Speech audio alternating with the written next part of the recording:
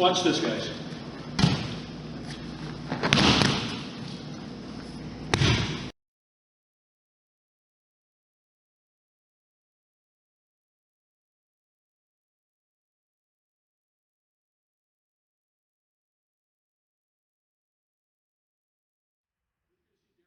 It's not just a turnover or rollover. He's going to manipulate poor Eric into a nice Juji Gatame situation. So I'll let him take it away. It's a really skillful application of how to get into Juji Gatame. All right. So first things first, hands on top or slightly inside his forearm sleeves. Okay. That allows me to pin his arm in and get ready for the Juji. If I'm out here, I'm going to have to come around and secure the arm.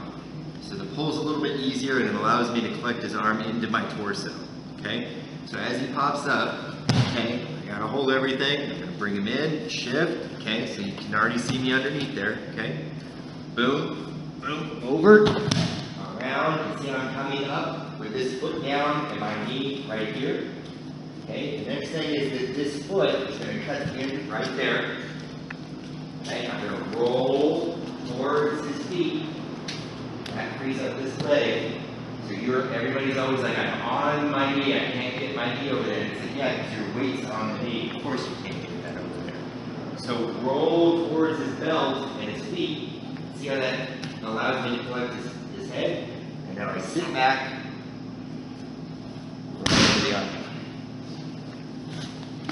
Turn around in the other direction. Sure. Okay, he pops up. Down, shift, back, over, foot down on the mat so I can roll up onto my knee. I've got his elbow in my chest like I always do when I'm doing a Juji Gatame. The foot that's flat on the mat is going to cut up underneath his shoulder because I pulled this arm up. Okay, now I'm sitting on his chest with that thigh and I'm going to roll towards his belt line to free up the knee that I'm posting on right now. Boom. Catch the head, I'm sitting right back on my butt, cross my feet for the guys that like doing that. Everybody else, heels in, collect and sit back.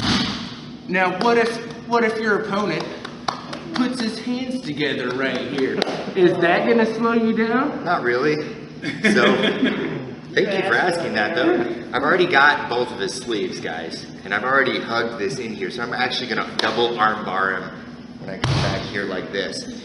If I feel really mean, I'm going to come around and hug both of them in there, and I barely have to come back before I'm getting that Juji Gatame. The Juji Gatame is going to get him before the Juji Yeah. in this particular case, but it's a double trouble, the poor guy on the bottom. So basically what I'm doing is I'm barring it this way, okay? If he's silly enough to keep a hold there or grab his hands together, while I've got both of them in the leg press, I'm just going to grab both, hug, and as soon as I start going backwards, he taps.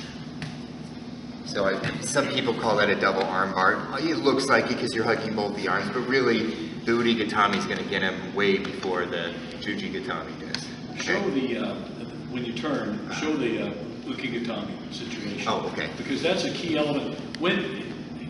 Derek's not just taking him over and whipping him over and pinning him like we've done before. That's a good one. But in this particular case, he has every intention of stretching Eric's arm. And he's going to end up in a dominant pinning position called Juji Gatame, straddle hold or floating hold.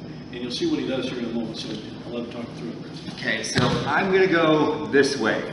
So if I roll over this side, this is the knee that's going to be down on the mat, and this is the foot that's going to be on the mat. Okay, so basically as I pop him over that way, I'm rolling over this shoulder, and I'm going to tighten up the roll so that I come up sideways. Okay, so I'll try and do it slow.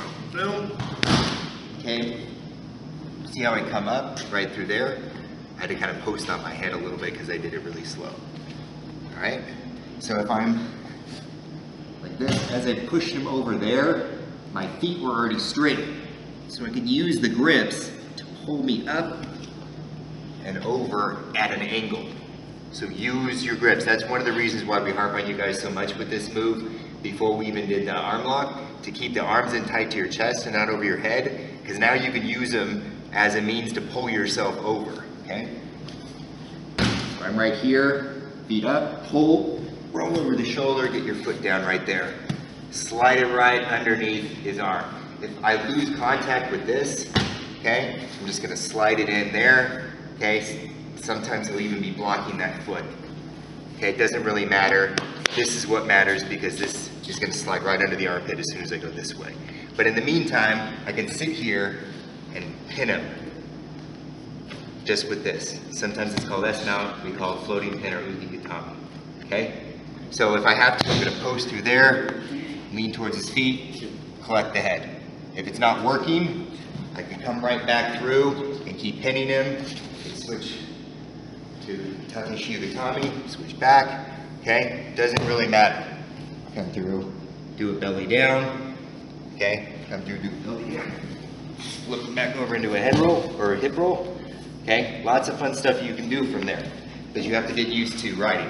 The important thing to see that Juji Gatame was the staging area that he not only would gain points from it, you know, holding for time, but he's setting Eric up for what you saw happen there into the Juji Gatame.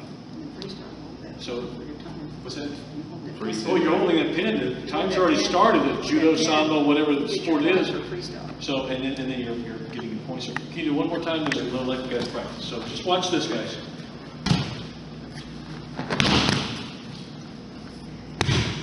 There you go. So it's, you know, double foot to Moanagi from a Newaza from bottom position, you know, sweep or rollover right into Juji Gatame.